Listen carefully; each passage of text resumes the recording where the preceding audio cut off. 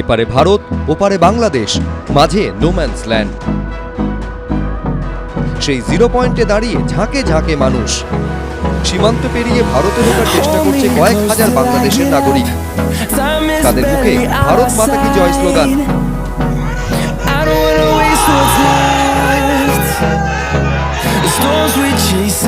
জলপাইগুড়ির বেরুবাড়ির পর এবার কোচবিহারের শীতলকুচি, আবার সেই এক ছবি।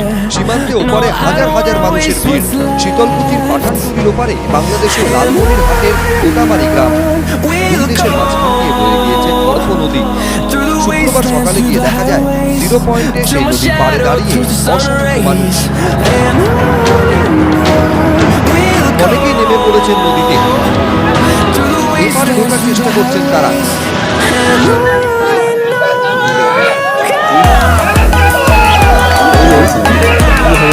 কোচবিহারের সীমান্তবর্তী বাসিন্দাদের বক্তব্য, ওপার থেকে বহু মানুষ এপারে আসতে মরিয়া।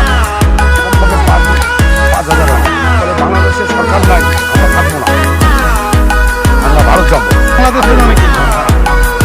সকাল থেকে দেখা যায় সীমান্তে জমায়েতকারীদের সামনে কার্যত ঢাল হয়ে দাঁড়িয়ে রয়েছে বিএসএফ, রয়েছে রাজ্য পুলিশও। শীতলকুচির ভারত বাংলাদেশ সীমান্তে আজ সকাল 5টা নাগাদ বাংলাদেশের প্রচুর মানুষ একেবারে নোম্যান্স ল্যান্ডে এসে পৌঁছয় এবং তারা যেটা জানা যাচ্ছে যে তারা ভারতে ঢুকতে চাইছে। যদিও এই এলাকায় সীমান্ত থাকায় কাটাতারের বেড়া থাকায় কিন্তু তারা ভারতে প্রবেশ করতে পারেনি এবং প্রচুর পরিমাণে বিএসএফ মোতায়েন করা হয়েছে। বিএসএফের ডিআইজি তিনি চলে এসেছেন এবং পাশাপাশি পুলিশের আধিকারিকরাও ঘটনাস্থলে এসে পৌঁছে গেছে। বাংলাদেশের কিছু লোক আমাদের মডার্ন এলাকায় এসে জমায়েত হয়েছে এবং আমাদের বর্ডার সিকিউরিটি ফোর্স, থানা থেকে পুলিশ এবং ম্যাডাম এখানে এসেছেন। তারা কথাবার্তা বলছেন।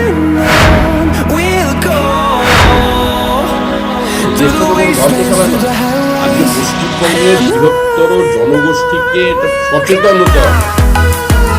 বাংলাদেশের এই ঘটনার পুনরাবৃত্তি আগামী দিনে যাতে পশ্চিমবঙ্গে না হয় তার জন্য বিভেদগুলো সকলকে এক। মাননীয় মুখ্যমন্ত্রী প্রথমেই আমাদের বক্তব্য যেটুকু যা অবস্থান ক্লিয়ার করে দিয়েছেন, যেহেতু আমাদের সঙ্গে সীমান্ত এত বেশি, তাই বাংলাদেশ সম্পর্কে কোনো সিদ্ধান্ত নিতে গেলে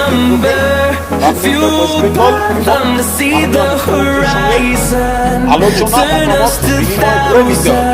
সীমান্ত রক্ষার দায়িত্ব নিশ্চিতভাবে বর্ডার সিকিউরিটি ফোর্সের, তার সঙ্গে রাজ্য পুলিশের কোনো সম্পর্ক নেই। যে ধরনের ছবি কোনো সীমান্তের কোনো জায়গায় তাতে মনে হচ্ছে অনেকে আসতে চাইছেন বা এরকম একটা দৃশ্যের অবতারণা করছে। কেন্দ্রীয় সরকার সীমান্তে যথাযোগ্য ভূমিকা পালন করুক। ভারতের সঙ্গে বাংলাদেশের প্রায় 4000 কিলোমিটার দীর্ঘ সীমান্ত